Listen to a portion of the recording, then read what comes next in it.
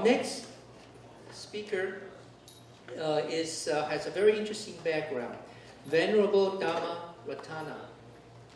He's from Thailand, but he has trainings in both Theravada and Mahayana traditions. Okay. The Venerable's education is very substantial, including a PhD in material science and advanced business plan training. He will share with us how to create sustainable business mode aligned with Buddhism. Thank you.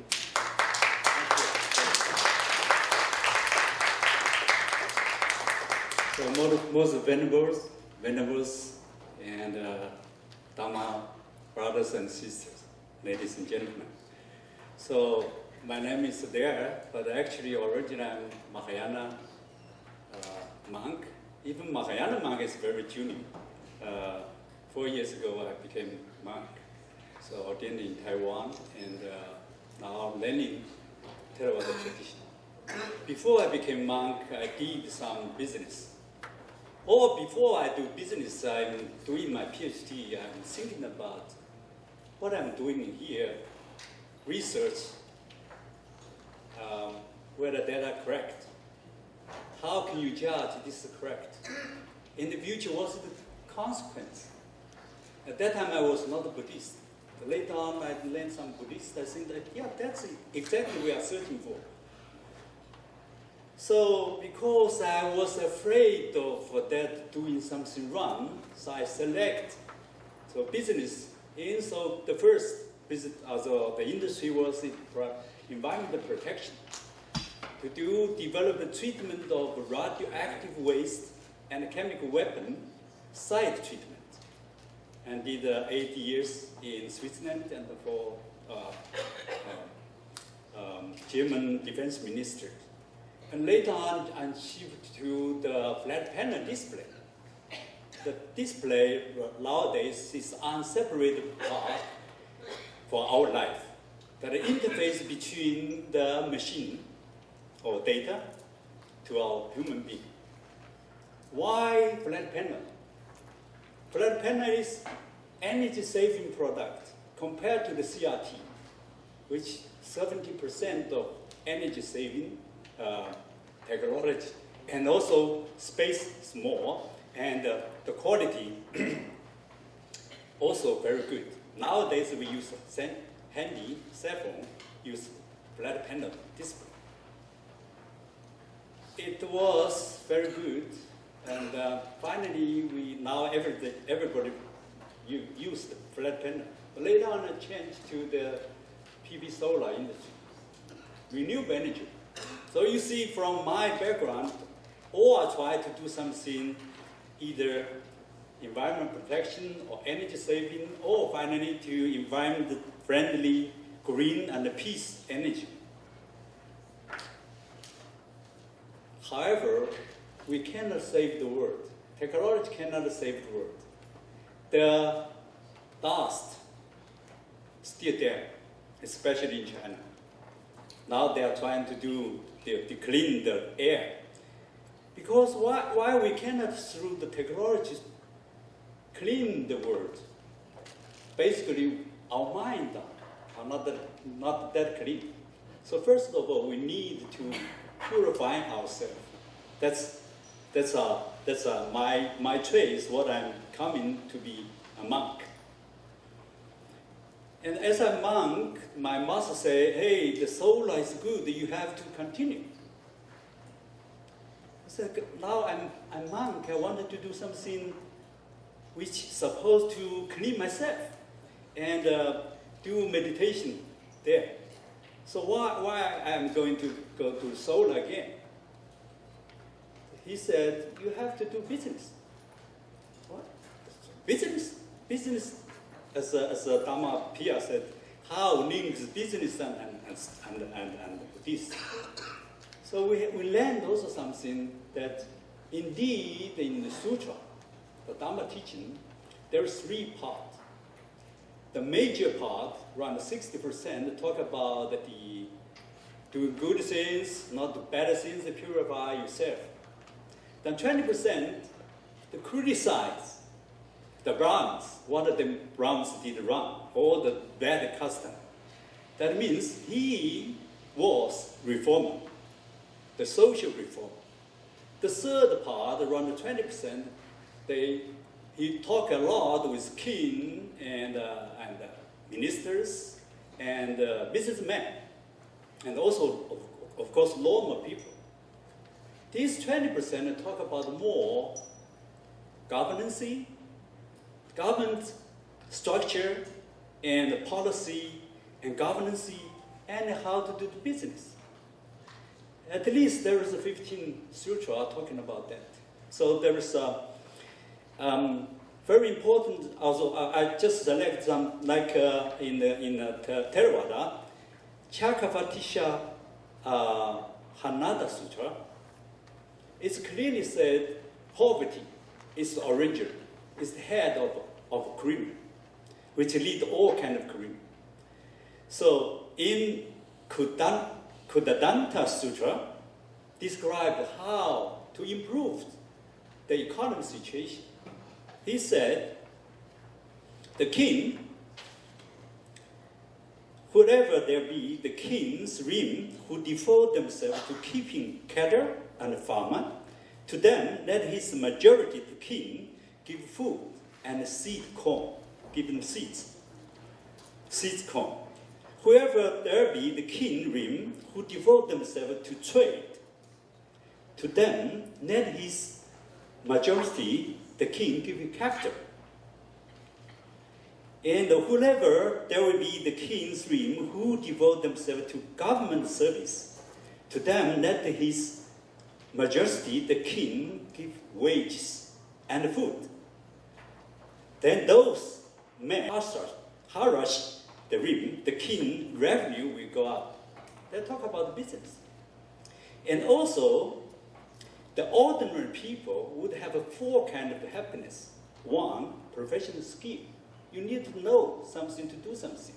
Second, you manage your assets. So assets means saving, also saving. And for sustainable development, that high the sustainable development. Third one is close to right knowledge honor. Knowledge is very important.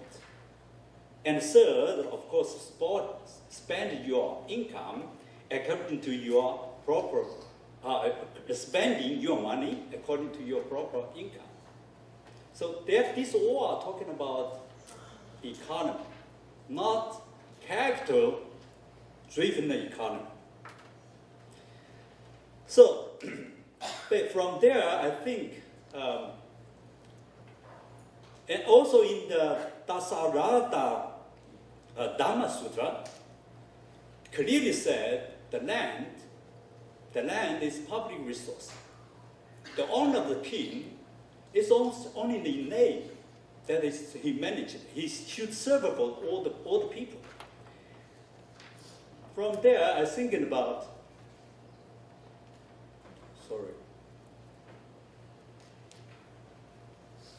Economy. What kind of economy in the future, the Buddhist economy? Let us see the traditional economy. They talk about the productivity. Productivity of traditional one is the land. Can be trade, can be buy, can be bought. Labor and capital. But if according to Buddha, this is public resource, you should not trade. Labor, nowadays, in the future, it even become worse. The labor become redundant. When the IA introduced, that means the artificial intelligence introduced, the labor would be not so productive factor anymore. I mean, from human beings' labor. So the robot, they can still, the working productivity and efficiency much higher than people. Capital. In the traditional capitalism, the economy, yes, that is powerful.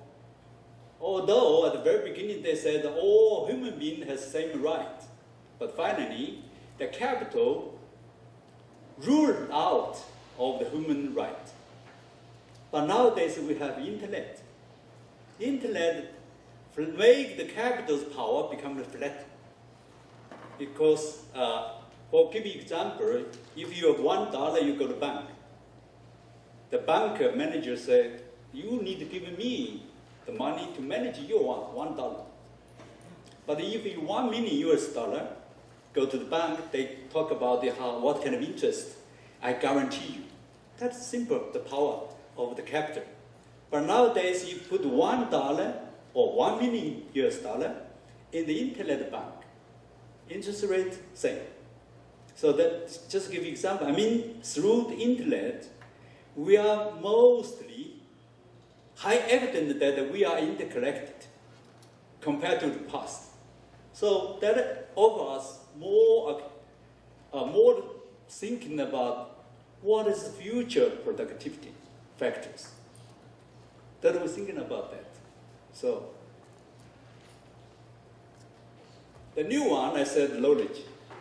Now individual knowledge, everybody talk about in education, very important. That is linked with the productivity. Innovation, also people talk about, and also Andy said, you are free, so you are more innovative. How we become free? That we need to do in the future. And the data, that could be, nowadays who command the data, who has power. In the future, maybe if this becomes public resource, that could have been not a factor. Nevertheless, that is my thinking for the future Buddhist economy. So if we have more and more people, we have internet, in the future we would have more educated but redundant people. That means these people not able to compete with AI, produce product. They will do more here. They may do more service oriented with others. Otherwise, they would have big problem. The USA or global would build more prisoners, put them there. So I think that's the situation right now. So, but from there, if we spiritual leaders thinking about that and build proper platform, educate them, let them become positive, productive factor. So then we could have many things. So from here, we see very important is direction. Which direction is right? What kind of criteria we define that are correct or right? Of course, the micro level, we have many things to do, right things and so on. But for right now, the whole situation globally, we need to think about the trend. What kind of characteristic of current economic situation and also technology development, and what's the role of our spiritual leaders, including, of course, our Buddhism. So here, I just give some example. I said this may be right what we need to encourage and facilitate. One example that is actually person I participate 2000, the flat panel was only moldable or hackable by Japan and Korea. So at that time I worked in Switzerland, and we are going to go to the flat panel display. So we said, what is goal? What is our vision? At that time we defined that everybody affordable to use flat panel. So we said in this case we need to generate competitors. We need to help Taiwan to be produce base. And we should have a healthy competition that costs down. So enable everybody can use. So that is one example we did success. At that time, I don't know what, because my presentation was not updated. That was, that was only abstract. So the second one, but anyway, that time we find a partner that is CPT, and they deliver CRT 70% to the world. And we said, you should have to be partner, strategic partner together with us. Otherwise, you will die very early. And the flat panel will replace your CRT. So it was really very successful and made Taiwan very confident in flat panel display business. The second, so here the highlight is actually everyone affordable to use flat panel display as a vision could generate a good business and let everybody benefit from that. The second one is PV solar industry. 2004, Germany started the FIT, Federal Intelligence, to subsidy the use of solar. At that time, we catch this trend. So, but we raised question to us, when solar compete with traditional electricity. So in our society, we call it grid parity. So at that time, we estimated to predict that by 2018, this year, globally, grid parity reach. Indeed, now most of the country use solar generate electricity almost equal to coal-fired power plant or gas-fired power plant. So after 15 years, the cost down, we have 17 times. And so that was also the mission, clear mission, to use the renewable energy. This solar energy, not only renewable, not only clean, not only green, but the peace. Because all kind of energy, many people can occupy oil and coal mining. Who can occupy the sun? You cannot occupy the sun. You can only share with sun. Sharing is our philosophy, Buddhist philosophy. So that time we said we predict that when the grid parity reach, we try to allocate the whole value chain and supply chain, and of course technology development. So we driven 15 times the record efficiency in the that time I worked for that company. So now I think this kind of business we should follow. Now that is the past. What is next? I think in the future, we have to go back to organic agriculture. This we needed to do more. Now in Sri Lanka, my master Tamaratana Tero, he's doing this business. I think everywhere we need to go back. The other one, I think we need to think about this so-called platform economy. The internet offers very good platform that a small business, individual business possible. So question is how also educate the redundant people to be useful people to serve others. That is education could generate bigger industry like education or industry, internet education, and so on and so on. So this is just some depressed thinking about how to do so the Buddhist economy or Buddhist business. So I think I couldn't finalize the outlook. First of all, we should have right vision and the mission. That's very essential to the business. And many people already individual talk about benefit yourself, benefit others, right? Either whether it's your supply or your customer. So. And sustainability. This, I think, I could interpret the Buddha's teaching, all beings have equal right. If you do all business like this, it will be sustainable. The environment in past time, we only focus on so-called human right. Even human right not to protect. Just capital role dominant everywhere. That's why our climate change, our flood or the drought come. So if we take that as first principle, the sustainability we can maintain. And the individual related productivity, there may be contradiction. Innovation especially. Innovation somehow linked with design.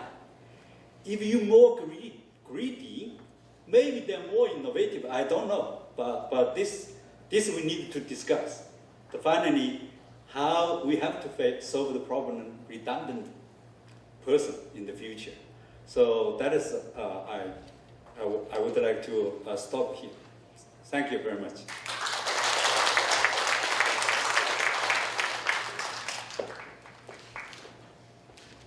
Thank you very much. The more I listen, the more I think we have more problems, but not too many answers. With artificial intelligence, with the redundancy of the labor in the future, I think the future is going to be have a lot of challenges.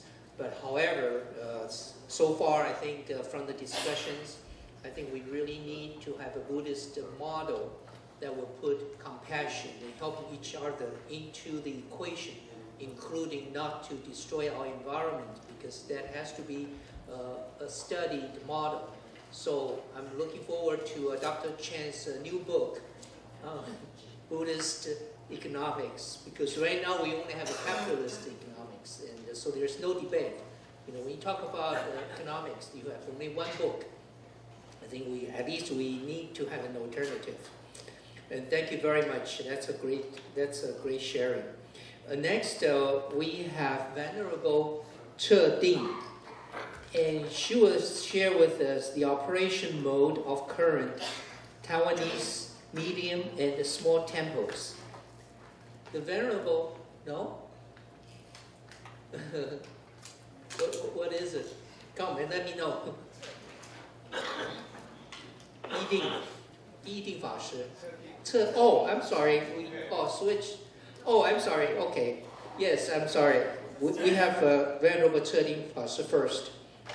And he will share with us the interrelationship between Buddhist path and the business path. The Venerable got his PhD degree from University of the West, right here. His other degrees include a Master of Science in Insurance and Master of Science in Statistics. The Venerable comes from Taiwan and has many educational and temple responsibilities here.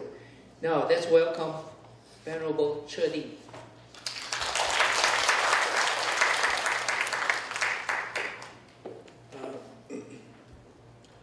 Dear old Venerable Sangha, dear President of the West, Dr. Otto Chan, dear Andy Gao, most valuable merchant,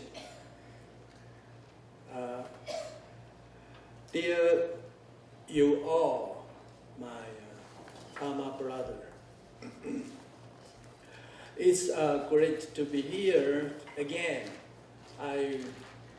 I'm the first PhD graduate student of U of the West. During the 3 years of study, I met so many people here, including Grace, Julio, Pedro, Maria, Dr. Gurugay, and Dr. Louis Lancaster, and Dr. Long, and Venerable Zhao Chu. And I'm very happy to be their good friend, especially Dr. Gao, Dr. Louis Lancaster. He enriched my Buddhist practice. And my good friend, Andy Gao, is the most valuable merchant that I met. Until now, he still supports one of the programs I run in Taiwan. I run one of the programs called Recreation Shelter for Homeless. And we pick lots of homeless people from the new Taipei city. Not only pick them up and give them a shelter, we give them education. Try to give them a second chance to go back to society. And when they finish the education, those education including a lot, become clean people, become a good husband, become a good wife, etc., etc. Lots of education we put on this program. And when they go back to society or their own original family, if they can stay at least 3 years, then this is a successful case. And we run this program at least 7 to 8 years now. And Mr. Andy Gao is one of the board members.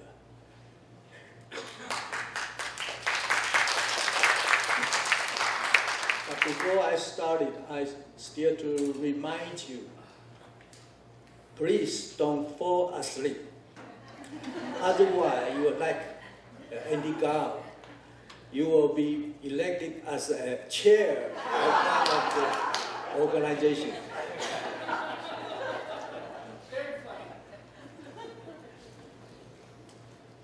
Okay, first,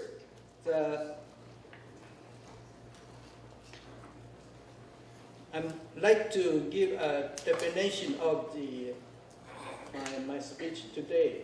What is Buddha's path? What is Buddha's path? It mainly means seeking the way to Buddhahood. It also means learning the method and the cause of becoming a Buddha.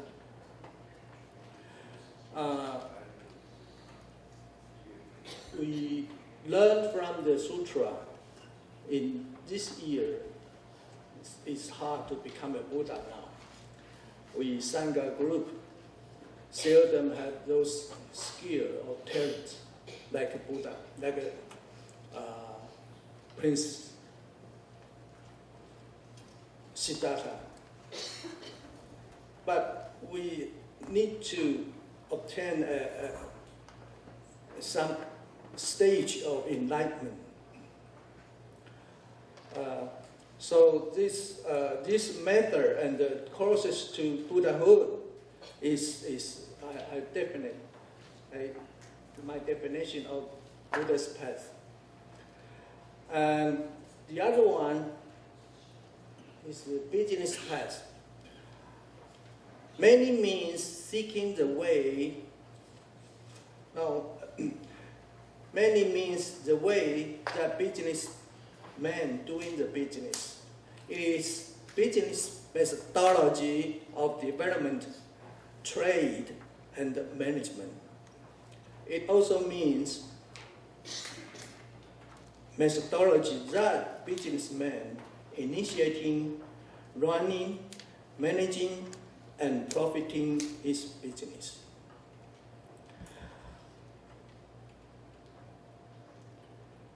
Okay, the Buddha's past.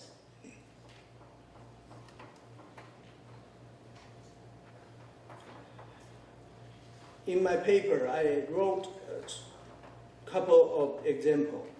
First example is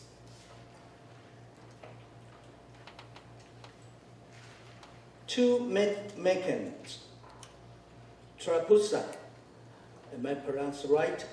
And Balika. These two Meccans offering fried noodles and honey pellets to Buddha. This example indicates interrelationship is when Meccans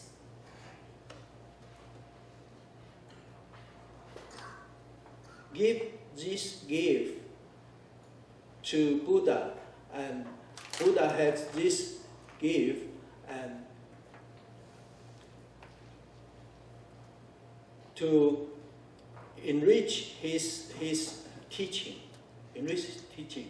and Buddha finally go to Deer Park, give Buddha's teaching to these five monks. First five monks. The other example is when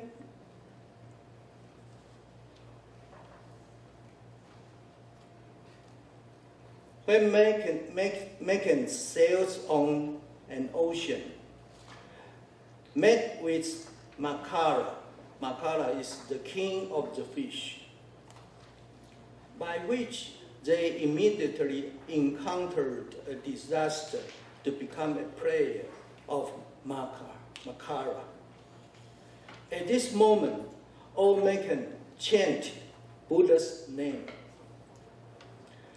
Makara immediately closed his mouth.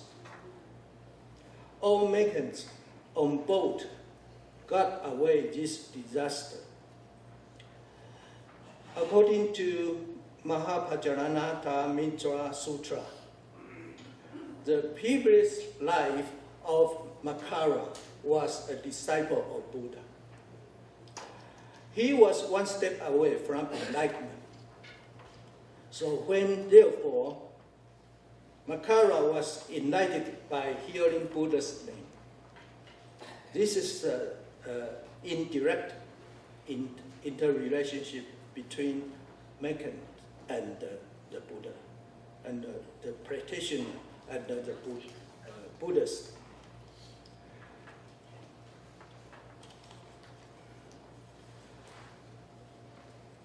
So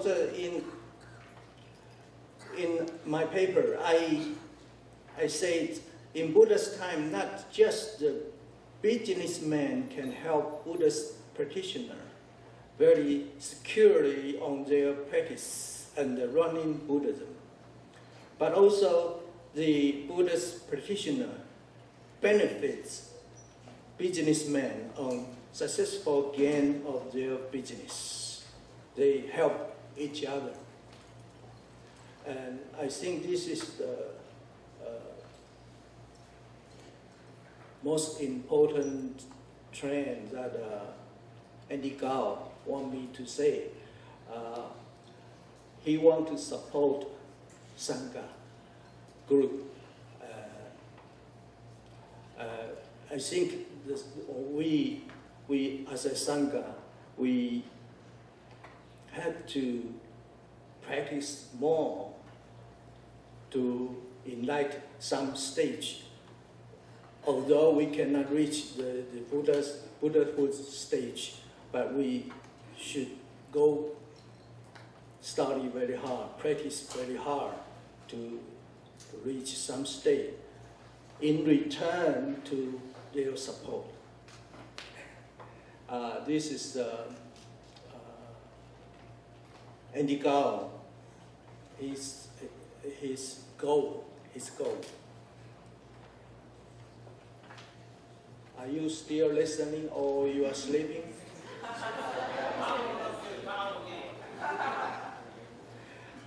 Finally, I'll give you the conclusion.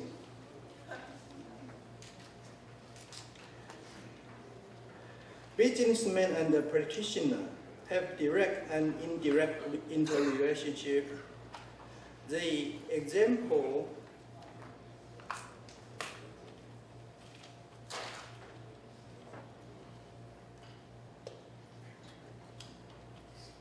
I just mentioned is one of the example is the first record in the sutra. Those two mechanics, giving the food to the Buddha.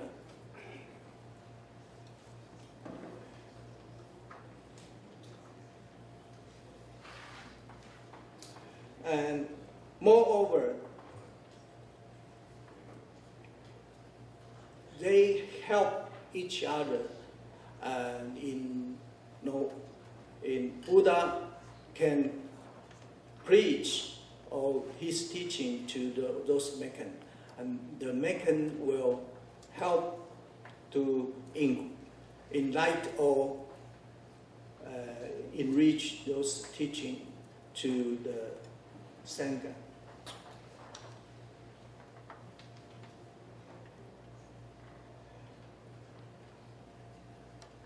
This is both two ways.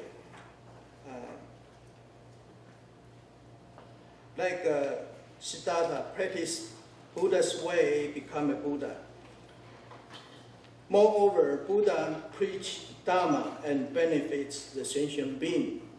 This illustrates the Buddha's practitioner directly or indirectly help businessmen. And businessmen and sentient beings get their benefits. So I think this time Enigao give this opportunity to everybody. Then practitioner just like Sangha, and those businessmen like Enigao, they can help each other